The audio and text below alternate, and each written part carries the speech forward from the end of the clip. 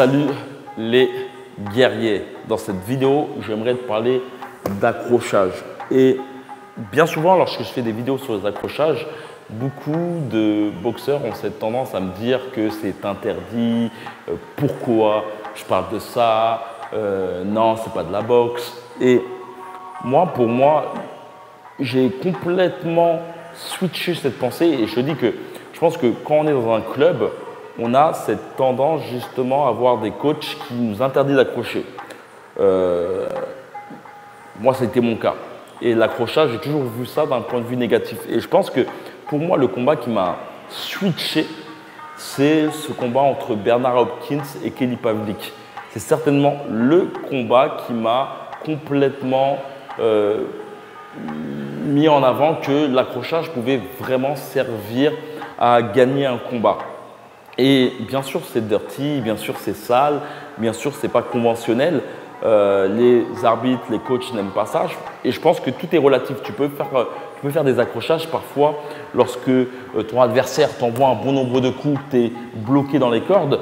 Bien souvent, il y a certains boxeurs qui ont cette tendance justement à prendre des coups, à rien faire, à ne pas partir. Et en fait, tu peux clairement ressentir la chose comme si tu étais noyé sous des coups. Imagine être noyé sous des coups. Ton adversaire t'envoie des coups, tu ne vois plus rien. Et tu es noyé sous des coups. Tu as un rocher face à toi et tu ne l'accroches pas. En fait, il faut vraiment voir la chose comme ça. En fait, ton adversaire te noie sous les coups, accroche-le. Tu vois, si tu n'as pas envie de te noyer. Et le fait de l'accrocher va te permettre justement de casser le rythme parce que ton adversaire impose un rythme. Le but d'un boxeur, c'est clairement d'imposer son rythme, de comprendre le rythme de son adversaire pour ensuite imposer le sien. Donc si justement tu souhaites casser le rythme du combat, accroche avec un bras, son bras, tu vois, tu accroches son bras et tu frappes par la suite. Boum. Donc tu casses le rythme et tu imposes le tien par la suite. Toujours très important. Essaye d'accrocher avec un bras, avec deux bras. Là, si tu es en mode, si tu es à mal, accroche avec deux bras. Mais le plus clair du temps, essaye de toujours accrocher avec un bras. Toi, tu peux accrocher avec deux bras, mais essaye souvent d'accrocher avec un bras. Tu vois, tu mets le bras de ton adversaire à ce niveau-là, tu l'accroches et tu serres grandement sur toi. En fait, tu tétanises ce bras-là pour vraiment faire en sorte que ton adversaire ne bouge pas. Et avec l'autre bras est totalement flex.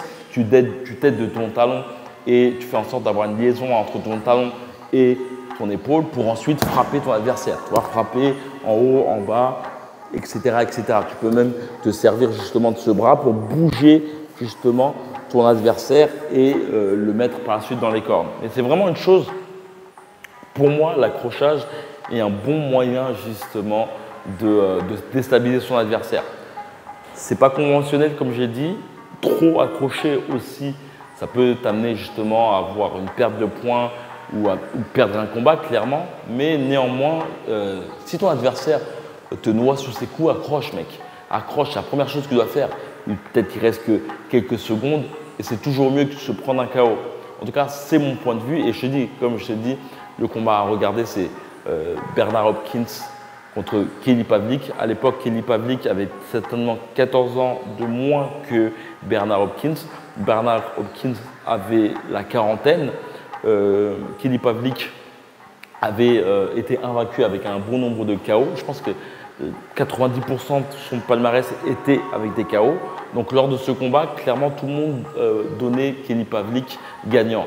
Je me rappelle que son surnom, c'était le fantôme.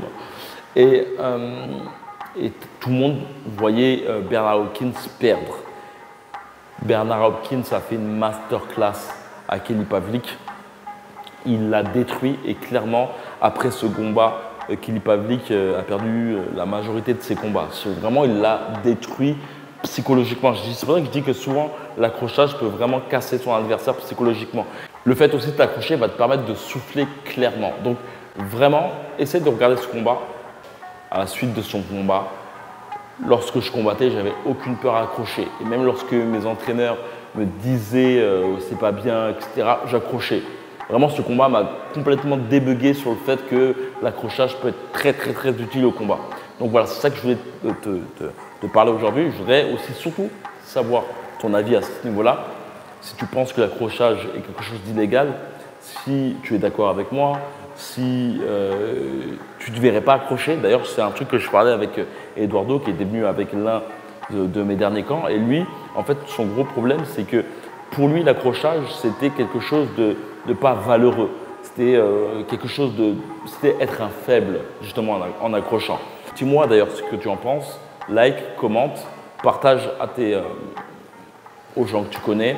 Et ça me permet de me soutenir. C'est un bon moyen de me soutenir totalement gratuitement. Si tu souhaites justement savoir plus sur les prochains camps d'entraînement, savoir les sorties de mes nouvelles formations ou de mes promos, tout est dans la description. Il suffit simplement de cliquer dans le premier lien. Et voilà. Dis-moi ce que tu en penses. Et comme d'habitude, que la boxe est avec toi. Ciao.